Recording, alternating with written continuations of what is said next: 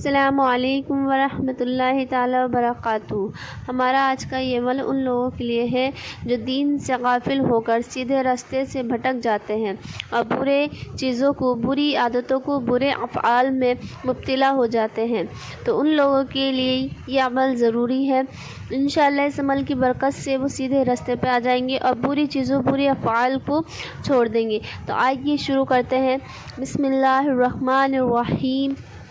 اولئک علی ھدی من ربہم واولئک ھم المفلحون۔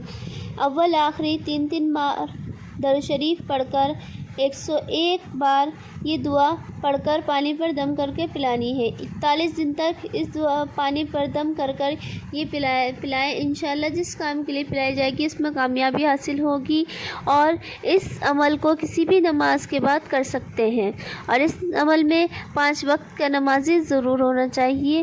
انشاءاللہ جو بھی کام ہوگا اس میں کامیابی حاصل ہوگی۔ اس ویڈیو کو پورا کرتے ہوئے انشاءاللہ نئی ویڈیو کے ساتھ پھر ملیں گے۔ جب تک کے لیے اللہ حافظ۔